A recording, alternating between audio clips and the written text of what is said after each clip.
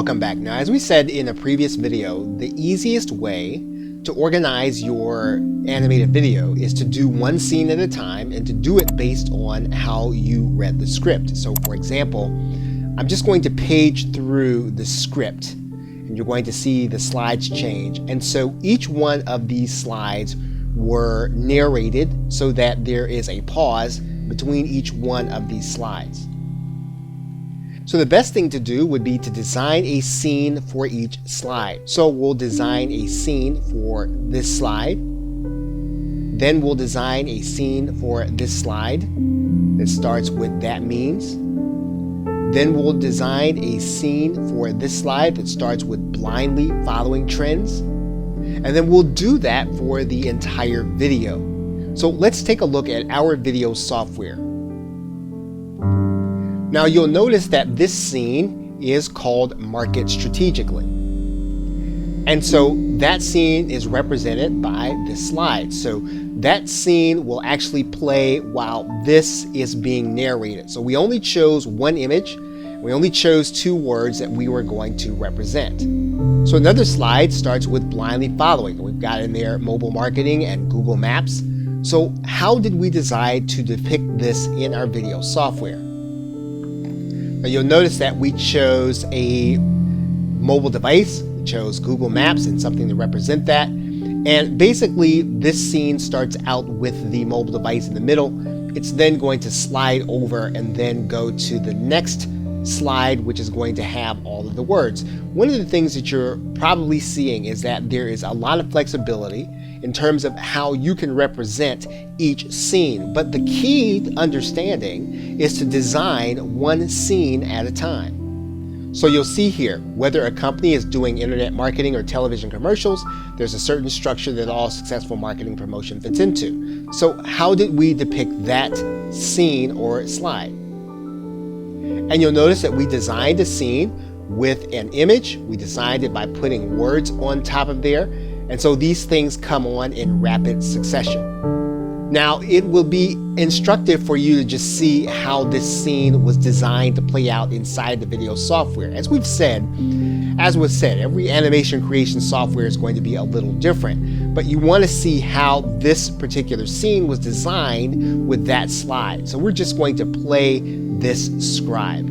What's needed for you to understand is the basic framework for marketing. Whether a company is doing internet marketing or television commercials, there is a certain structure that all successful marketing and... So once again, you can see that there is a lot of flexibility in terms of how you can design each particular scene. But what's most important is that you have a frame of reference and that you're only designing one scene at a time.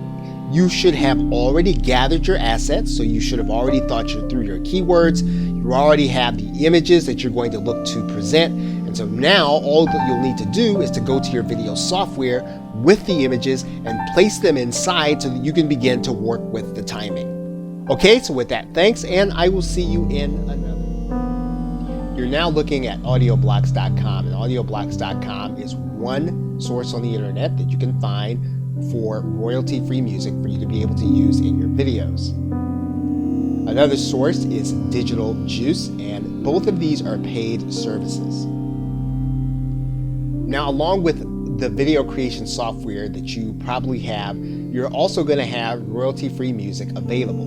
Now, in the case of some of the software, you're not going to be able to input both a voiceover and audio into the same video. You'll have to mix the audio and the voiceover together and then add it to your software. And that is the case with the software you're looking at, which is Sparkle Video Scribe. So that means then you're going to want to use your audio editing software. In this case, we're going to use Camtasia. But before we do that, there is one thing that you're going to want to take note of. If we go to the library of Camtasia, you're going to notice here that they've got royalty-free music for you to be able to use. So you can actually open up some of this music and you can actually preview what it's going to sound like.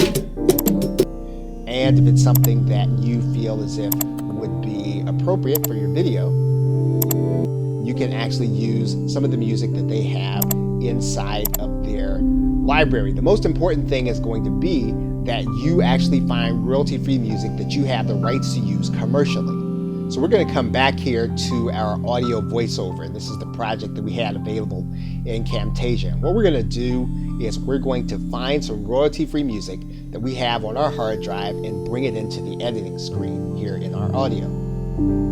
You may have a source of royalty-free music. You don't have to use the service. Regardless, you want to find the file, drag this over into your clip bin. I'm going to close that out.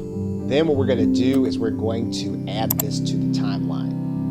You're going to notice here that the music is going to be longer than our clip, which is actually fine. Now, one of the things you'll notice is that when we look at this timeline, that this particular music clip has an introduction, and the volume is going to be kind of low up until that point. So what we're going to do is we're actually going to cut out that part. We're going to do a little bit of editing here. And we're going to actually take out the low volume point.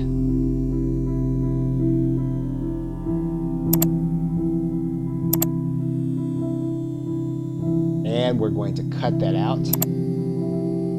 We're going to bring this back to our timeline at the beginning. And what we're going to do is we're going to pull this out at the end. We're going to let the music play a little longer after the video. And we're going to actually take out the rest. So one of the things that we can actually do in our audio is we can actually take one frame here. We're not working on the audio on track 1. You'll see it's grayed out here. So what we're going to do is we're actually going to fade in this audio, and then we're going to fade it out at the end. We're also going to lower the volume so that it's well below the voiceover. Now what we want to do is we want to listen to this in real time to make sure it is what we want.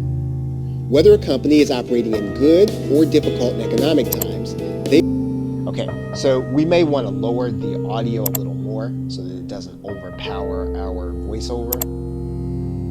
Lower it some more, and then what we're going to do is we're going to produce a new audio. So all we do inside of Camtasia is we will go into this produce and share file, and we will then produce and share another MP3, and then we're going to produce this again. We're going to call this with music. Okay, so we have our file. We're now going to just click finish, and then the audio is then going to produce.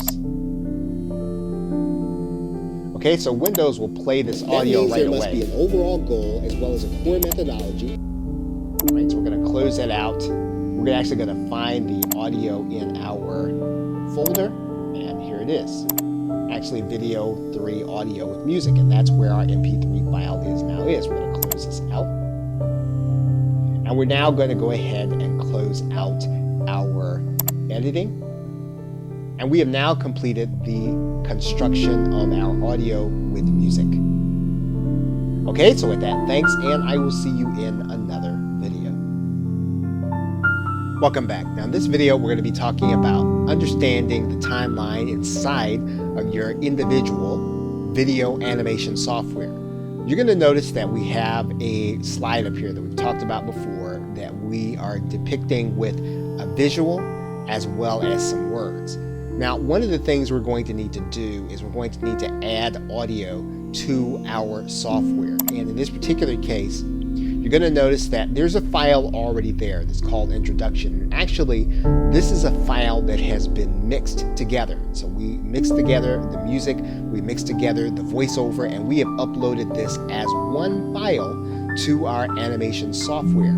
So now we have a 1 minute and 8 second audio that we're going to fit all of our scenes into.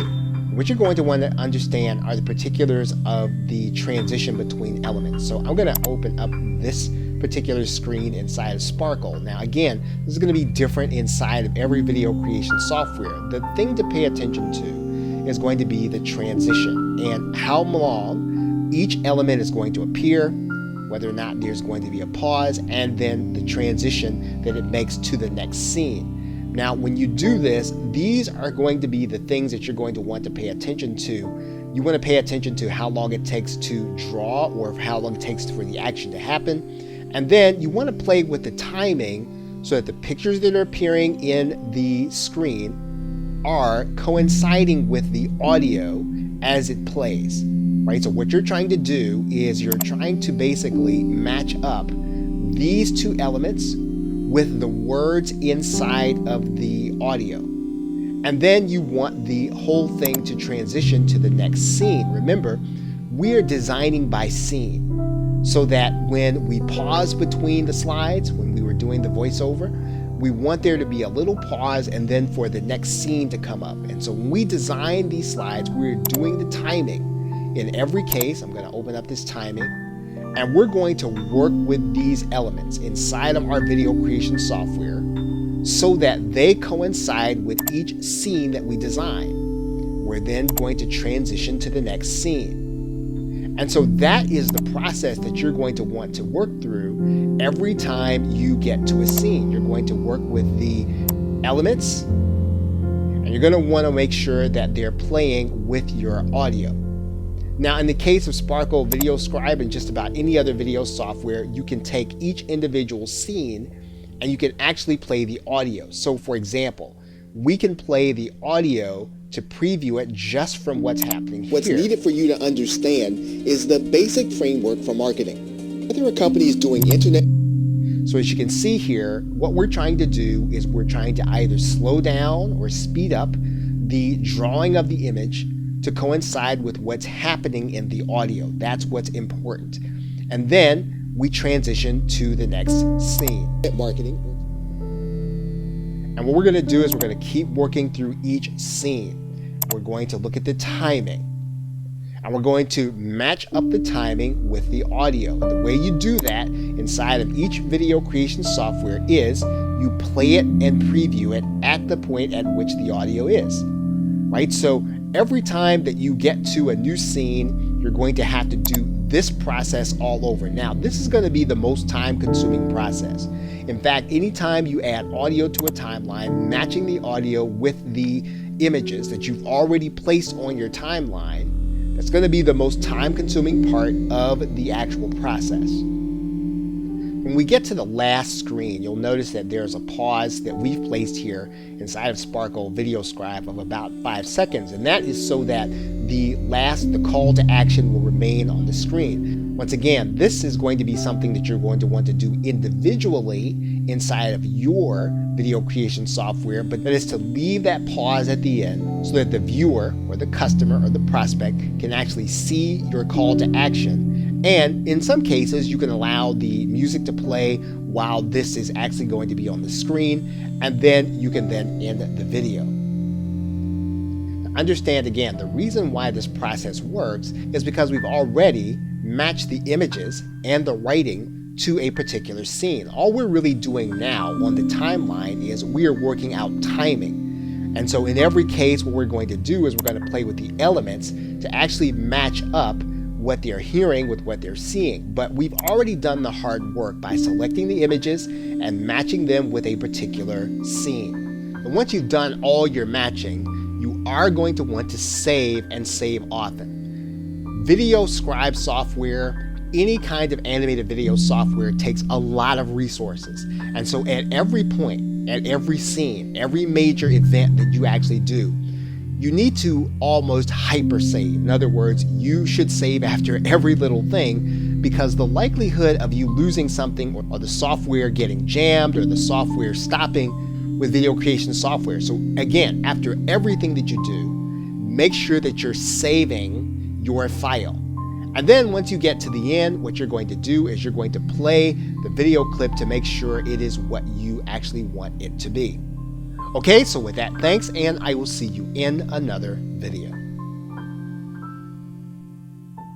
Welcome back. Now in this video, we're going to be talking about some final processing options. And you're going to notice here inside of Sparkle Video Scribe, they have many of the same options that most of the video creators have, and that is to save your presentation to your hard drive as well as to upload them to some video sharing sites. You'll see YouTube, Facebook, and in this case, PowerPoint. You can also share it online through their website. So what we're going to do is we're actually going to click the Save button.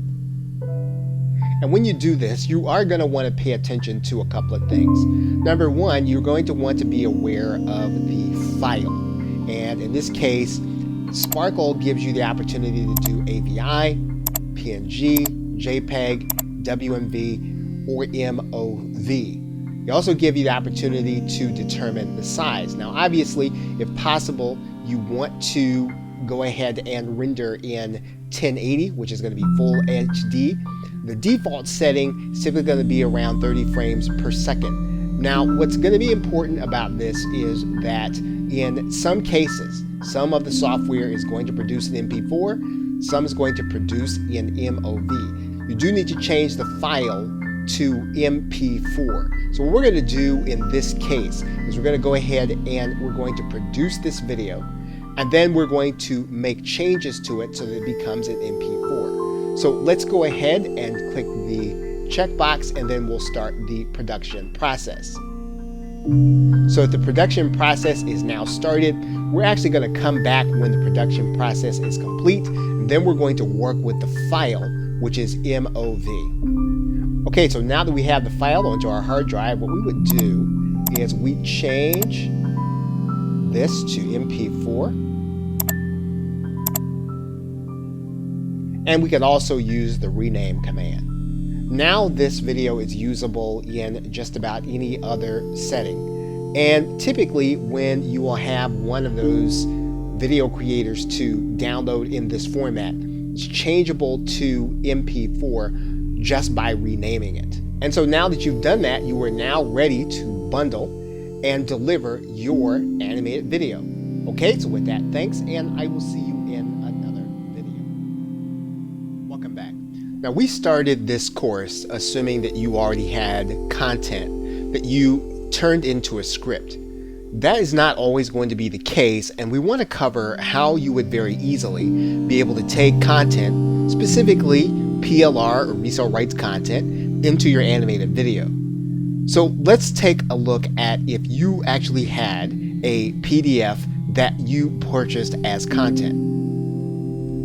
And we're going to start this process in Microsoft Word to open the PDF. So what you would do is you would go to the File command, and then you would then go to open the specific PDF file.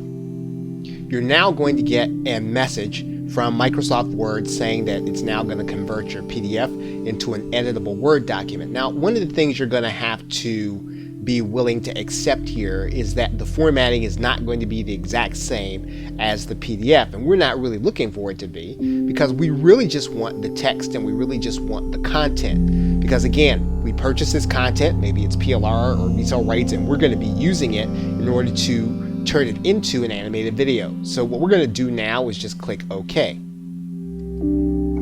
And you'll notice down here at the bottom that Microsoft Word is converting. And so in this case, we now have our PDF document that is now a Microsoft Word document.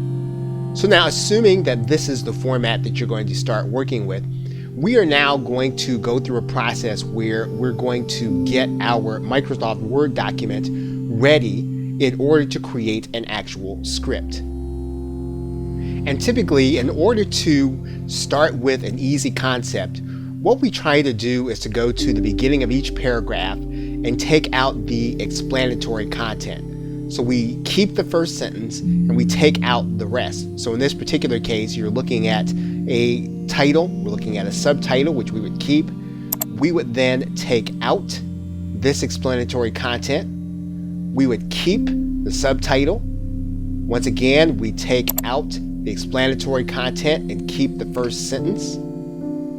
We do the same thing in each paragraph, and we would continue on throughout this document. So what we've done is we've gone through the entire section. We've basically taken the first sentence and kept the subtitles for a section of this document. And all we're going to do now is we're going to take this entire piece and we're going to cut it. We're going to actually go to a new document in Microsoft Word. Now that we have the content, what we're going to do is we're going to paste this document, and we're not going to keep the formatting. So what we're going to do is we're just going to keep the text.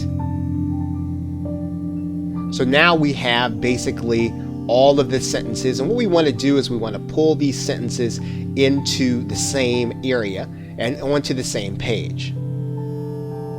So we now have the content on one page in order to create our video. And we could have started with a Microsoft Word document that we had, but we chose to start with a PDF, and we changed that PDF into a Word document. Now we have something that is workable to go to the next step. So in the next video, what we're going to do is we're going to take this Microsoft Word document and go through a brief process, and we're going to turn it into an actual script. Okay, so with that, thanks, and I will see you in another video.